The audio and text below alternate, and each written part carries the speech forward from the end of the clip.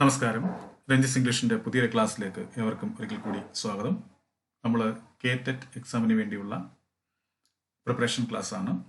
കഴിഞ്ഞ ക്ലാസ്സിൽ നമ്മൾ എയർലി ഇംഗ്ലീഷ് പീരീഡ് എന്ന് പറയുന്ന ടോപ്പിക് ഒന്ന് കവർ ചെയ്തിരുന്നു. ഈ ക്ലാസ്സിൽ നമ്മൾ ഉൾപ്പെടുത്തിയിരിക്കുന്നത് ഏജ് ഓഫ് ചോസർ. ഇപ്പോൾ ചോസറുമായി ബന്ധപ്പെട്ട കാര്യങ്ങളാണ് നമ്മൾ ഉൾപ്പെടുത്തിയിരിക്കുന്നത്. നമുക്കത് ഒറ്റ ക്ലാസ്സായിട്ട് നമുക്ക് കൊണ്ടുപോകാൻ പറ്റത്തില്ല. നമ്മൾ 2-3 പാർട്ടായിട്ടായിരിക്കും, ഒരു 3 പാർട്ടെങ്കിലും ചോസറുമായി ബന്ധപ്പെട്ട് നമുക്ക് പഠിക്കേണ്ടതായിട്ടുണ്ട്. കാരണം അത്രയും പ്രാധാന്യം അർഹിക്കുന്ന ഒരു ലിറ്റററി ഫിഗറാണ് ചോസർ, നമുക്കെല്ലാവർക്കും അറിയാം. എന്തായാലും നമുക്ക് ഈ ക്ലാസ്സിലേക്ക് വരാം. നോക്കുക, first question: in whose story the character of Griselda appears? ഏതാണ്? ദ ക്ലർക്ക് സ്റ്റൈലാണോ, ദ റെൽസ് സ്റ്റൈലാണോ, ദ മില്ലേഴ്സ് സ്റ്റൈലാണോ, ദ ഫ്രയർ സ്റ്റൈലാണോ? ഏതായിരിക്കും? ദ ക്ലർക്ക് സ്റ്റൈലാണ്. ഇതാണ് കറക്റ്റ് ആൻസർ. ഇനി അടുത്ത question: which of the following works of Chaucer does not belong to Chaucer's Italian period? അതേതായിരിക്കും? കാൻറ്റർബറി ടെയിൽസ് ആണ്. Canterbury Tales.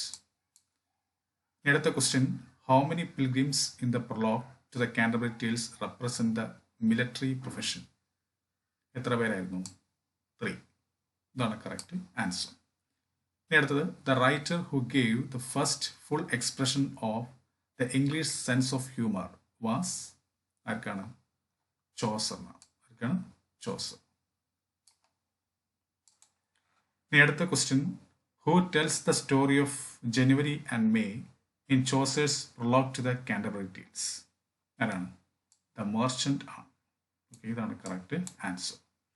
അടുത്ത ചോദ്യം: which of Chaucer's work has the Trojan war as is background? ഏതായിരുന്നു? Troilus and Criseyde. ഇതാണ് correct answer. Okay. അടുത്ത question: Pandar who is a Chaucerian character appears in Troilus and Criseyde. ഇതാണ് correct answer. അടുത്ത question: who has uttered these lines? No had a no my sweet heart dear when your years I were now not here എന്ന് പറയുന്ന ഈ line ആരാണ് പറഞ്ഞതെന്നാണ് ചോദിച്ചിരിക്കുന്നത്. ആരാണ്? ക്രിസീഡിയാണ്. ഇതാണ് correct answer. അടുത്ത ചോദ്യം: miller's and reeve's tales are the examples of fabliau? C ആണ് കറക്റ്റ് ആൻസർ. അടുത്ത ചോദ്യം: one of the portraits in the prologue is that of wife of Bath. Bath is എന്താണ്? ബാത്ത് കൊണ്ട് ഉദ്ദേശിക്കുന്നത് എന്താണ്? The name of the town ആണ്. Okay, the name of the town. ഇനി അടുത്ത question: he was as fresh as the month of May. This line occurs in the prologue. Hmm does this line refer to? ആരെയാണ് ഇങ്ങനെ പറഞ്ഞിരിക്കുന്നത്? സ്ക്വയറിനെയാണ്. Squire. അടുത്ത question: who translated Romance of the Rose, a French work into English? ആരാണ്? ചോസറാണ്. Okay. ഇനി അടുത്ത്: who has been called the morning star of the renaissance? ആരാണ്? ചോസർ. ഓക്കെ. അടുത്തത്: which of the following works of Chaucer does not belong to Chaucer's Italian period?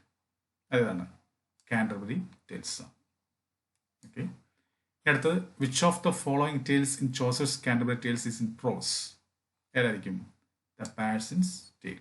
ആണ് correct answer.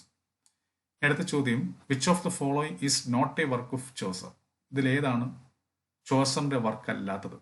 ഏതാണ്? The owl and the nightingale. Okay.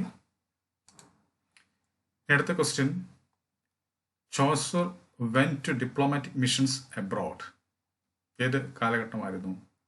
From 1370 to 1378. Okay. അടുത്ത ചോദ്യം: The prologue to the Canterbury Tales is supposed to have been written in ഏത് വർഷമായിരിക്കാം? 1388. അടുത്ത question: His voice was merrier than the organ's tone in church on song mass days loudly blown. These lines have been taken from Nun's Priest's Tale. ഇതാണ് correct answer.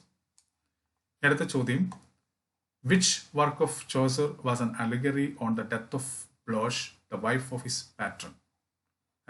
The Book of the Duchess. ആണ് correct answer. അടുത്ത ചോദ്യം, to which shrine are the pilgrims going? എവിടേക്കായിരുന്നു?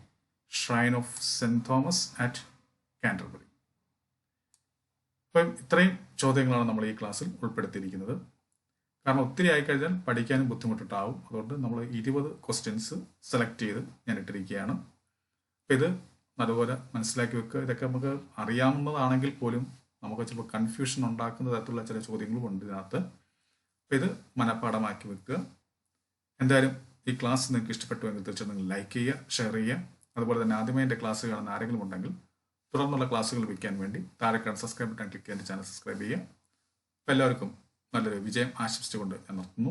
നന്ദി, നമസ്കാരം.